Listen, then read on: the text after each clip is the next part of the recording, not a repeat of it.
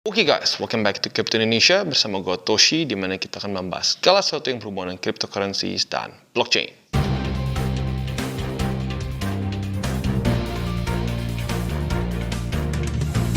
Oke, jadi pada hari ini kita akan membahas mengenai kondisi terburuk maupun terbaik yang bisa terjadi dalam markets, di mana kita lihat sekarang kondisi markets not doing really good ya, cenderung terus downtrend. Dan ya semakin mendekati ke bull support wall ya, dimana kita tahu itu adalah statistik 11 tahun ke belakang yang belum pernah terpecahkan. Mungkinkah terpecahkan? Ayo kita bahas pada hari ini semua skenario-nya. Oke, cryptocurrency market kita bisa lihat sedang tidak menentu ya, naik turunnya luar biasa besar dan cukup banyak orang yang sudah dalam kondisi nyangkut atau mungkin sudah margin call ya. Nah, banyak mungkin dari kita sudah merasa cukup mual melihat kondisi market seperti sekarang ya. Jadi pada hari ini kita akan coba membahas potensi terbaik dan terburuknya dari markets ya. Tentunya ya kita bisa lihat chartingnya utamanya di Bitcoin. Kenapa? Karena seperti gue sudah bilang berkali-kali, Bitcoin adalah ya the king of cryptocurrency ya, kemana dia jalan yang lain akan ngikut. Mungkin nggak ada anomali yang melawan arah, bisa saja ya seperti atom dia melawan arah.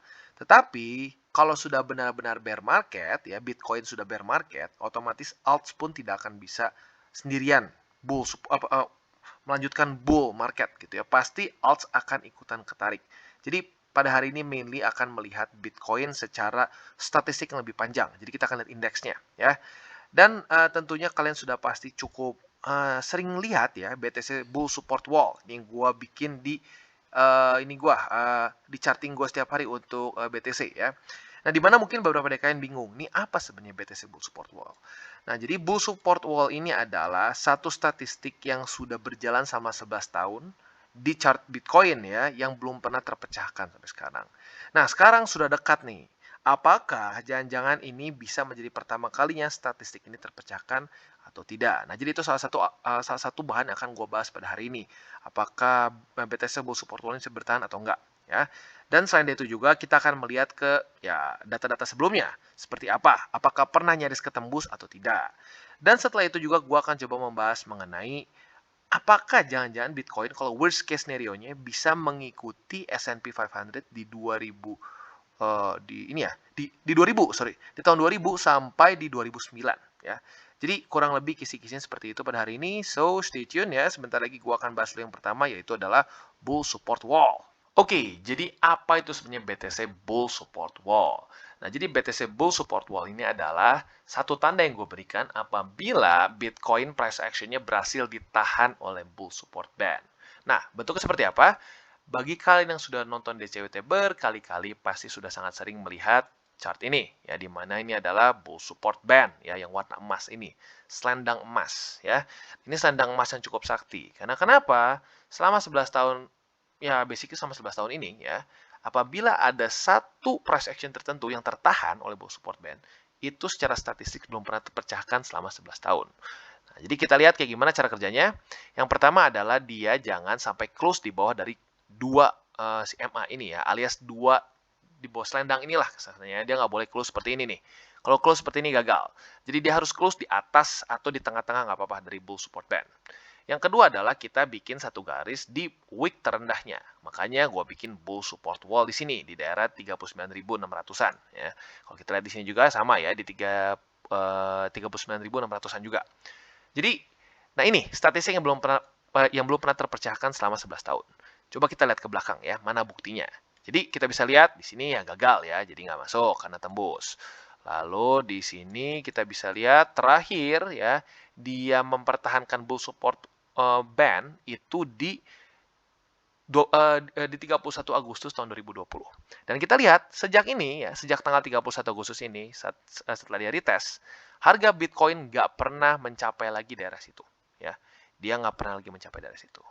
Jadi artinya apa? Nah, ini luar biasa. Kita bisa pakai untuk salah satu indikator dari trading kita tentunya ya. Makanya gue bilang ini menjadi satu support yang maha penting ya. Nah, coba kita lanjut lagi ke belakang. Ada nggak datanya lagi? Karena semakin banyak datanya, semakin valid. Kita lihat di sini, gagal mempertahankan, jadi nggak valid. Di sini gagal mempertahankan, nggak valid. Dan di mana lagi? Ya, di sini nggak retest, nyaris, tapi gagal ya. Di sini juga gagal mempertahankan. Di sini juga gagal. Dan terakhir yang dia berhasil itu di tanggal 11 September 2017 ya. Dan kita lihat apa yang terjadi, nyaris sekali tembus tetapi tidak. Nah, jadi ini yang kita sangat harapkan terjadi lagi di sini ya. Kalau bisa seperti ini ya, that's really good. Nyaris kena tapi nggak kena ya, itu yang kita harapkan ya. Nah, lalu setelah dari sini di mana lagi? Nah, di sini. Kita bisa lihat lagi, kita kasih garis juga di sini ya. Di week paling rendahnya, dan kita bisa lihat harga Bitcoin nggak pernah mencapai situ lagi. Di mana lagi? Di sini. Oke, kita pasang lagi ya. Pasang lagi di sini. Kita lihat harga Bitcoin pernah sampai sini lagi? No. Ya. Lanjut lagi, di mana lagi? Ya, semakin banyak data, semakin lebih akurat. Di sini. Pernah Bitcoin lebih rendah lagi?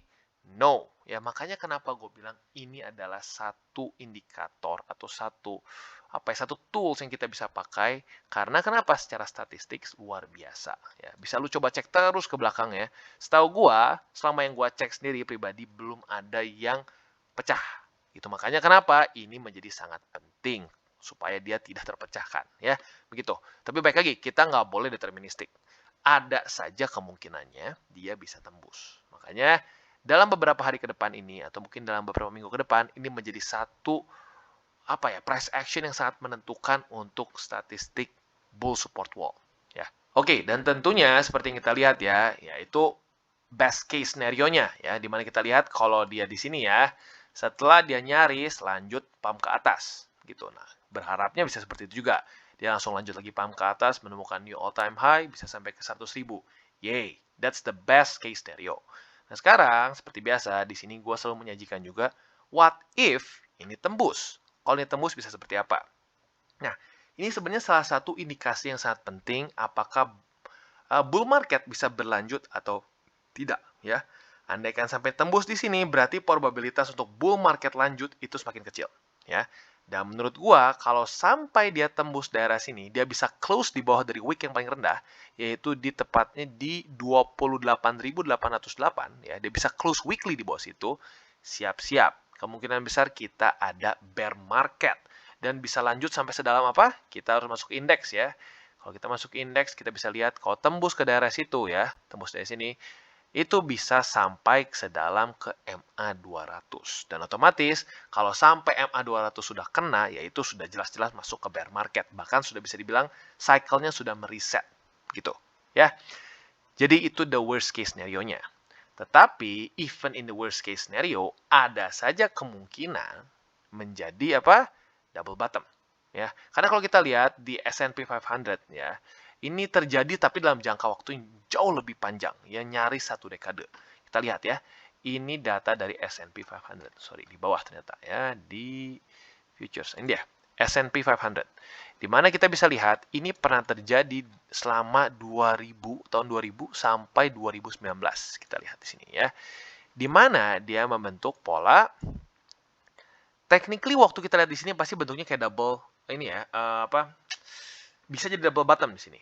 Nah, andaikan sampai terjadi juga seperti di Bitcoin, tapi dalam jangka waktu yang lebih pendek, bisa saja, anggap saja ini sampai 28.000 nih, tembus. Mungkin saja dia bisa recover. Gitu. Jadi intinya apa? Satu hal yang sangat penting adalah kita harus mempersiapkan dengan semua skenario terburuk. Paling buruknya apa? Ya paling buruk seperti gue tadi bilang ya, bisa lanjut terus sampai ke MA200. Ya bisa terus sampai MA200 di weekly. Which is sekarang ada di belasan ribu. Ya, that's really bad. Gitu. Nah, tetapi di waktu bersamaan bisa saja ya dia tembus 28.000 nih, kayak di sini, kayak S&P 500. Kalau Bitcoin kan tadi kan 28.000. Anggap ini seperti Bitcoin di masa depan. Amit-amit sih, tapi ya mungkin aja bisa seperti ini kan ya. Nah, seperti ini dia close di bawah dari 28.000, tetapi ternyata dia malah menemukan support di bawah sini tanpa harus ketemu weekly 200 gitu ya. Weekly sama 200. Nah, jadi ini adalah skenario lain juga yang kita bisa pertimbangkan. Mungkin saja nggak sampai MA200. Gitu. Jadi gue ulang ya, buat yang the worst case scenario-nya untuk Bitcoin adalah ya seperti ini. Sorry, kita masuk ke indeks ya, indeks di sini. Bisa saja dia lanjut terus turun setelah dia break dari 28.000 ya. Dia close weekly di bawah dari 28.000 di sini nih. Boom, close di sini. Itu dia akan mendekati ke MA200 gitu dan terpantul di 200. Ya, otomatis by that time ya itu sudah arguably sudah reset cycle gitu. Nah, tapi di waktu bersamaan ada juga skenario lain di mana seperti dia S&P 500 di tahun 2000 sampai 2009 ya. Di mana dia close di bawah dari ini ya, di bawah dari neckline lah gitu kesannya ya. Di sini. Dia close dari di bawah sini, tetapi menemukan support di sini dan lanjut lagi ke atas gitu ya. Jadi kurang lebih seperti itu untuk semua skenario yang bisa terjadi yang bisa gue lihat selama ini di markets ya. Jadi ya kalian harus selalu siap dengan semua peluang itu gitu. Tetapi baik lagi jangan juga terlalu stres ya, jangan terlalu stres, jangan sampai kalian berpikir, waduh kalau gini Bang Toshi udah bilang bisa sampai 18.000. Enggak ya, gue ngomong salah satu kemungkinannya bisa seperti itu. Tetapi nggak pasti ke 18.000 gitu. Jadi satu hal yang gue selalu ulang berkali-kali di channel gue, jangan terlalu deterministik tentang teori apapun yang lu baca atau analisa apapun yang lu dapatkan. Gitu. Karena kenapa? You'll never know. You'll never know what's gonna happen. Ya, kita aja besok masih hidup aja itu masih misteri. Gitu. Apakah besok kita masih hidup atau tidak? Gitu. Ya, jadi untuk sekarang jangan stres dulu. Kita lihat dulu aja yang paling simpel ya. Jadi nggak usah capek-capek mikir 18.000, 10.000. Kita pikir dulu simpel 39.600 aja dulu deh. Kalau sampai dia tembus dari situ, baru kita mulai mikir hal-hal terburuk lainnya. Gitu, apakah dia bisa seperti S&P 500? Lanjut lagi, atau jangan-jangan bisa sampai ke MA 200 di weekly yang ada di sekarang di 18.000 US dollars. Gitu. Jadi kurang lebih seperti itu, dan apabila lu sudah siap dengan semua kemungkinannya, ujung-ujungnya lu akan jauh lebih tidak stres dan gak akan FOMO maupun keluar dari market karena takut. Gitu ya. Jadi kurang lebih seperti itu, gua harap dengan analisa ini kita bisa lebih tenang dan bisa tidak terlalu menggunakan emosi kita saat kita trading ya. Oke, nah tentunya kalau mungkin ada yang bertanya, loh bro ini kan cuma BTC, altcoins beda lagi dong. Ya seperti yang gue bilang di depan ya, BTC masih the king of cryptocurrency. Gue selama ini belum pernah lihat ada cryptocurrency yang melawan gitu. Jadi kesannya gini, BTC sedang bear market ya, sedang menuju ke MA 200 di weekly. Tapi kripto ini malah terus naik, naik terus dan sekarang bahkan jauh outperform dari Bitcoin. Gue belum pernah lihat ya. Jadi intinya ya makanya kenapa kalau kita mau lihat lebih secara makro trennya dari cryptocurrency market keseluruhannya, itu kita lihat dengan charting Bitcoin di time frame besar gitu ya.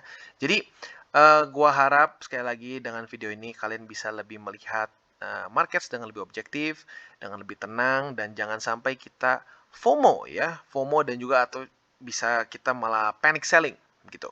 Jadi kurang lebih seperti itu ya secara gambarannya, dan sekali lagi gue ingatkan untuk janganlah memakai uang panas di dunia investasi in general ya, bukan cuma kripto, apapun itu.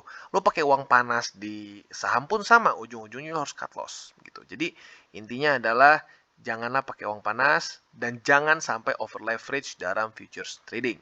Oke, jadi kesimpulannya seperti yang kita bisa lihat ya, banyak skenarionya. Bisa saja dia terpantul, kalau bisa sih itu yang kita harapkan ya.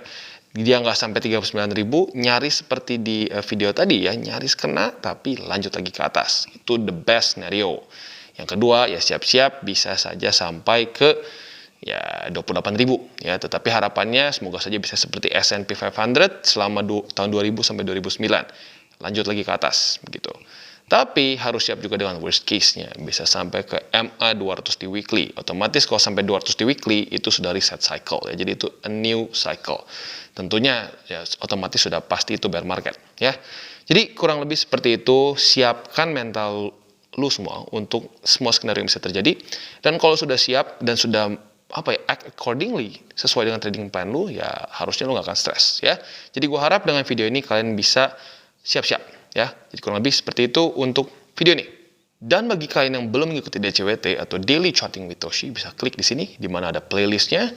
Dan buat lo yang mungkin masih belum tahu cara baca chart, lalu juga cara baca candles dan hal-hal mendasar lain, bisa juga klik di sini di mana ada tutorials with Toshi.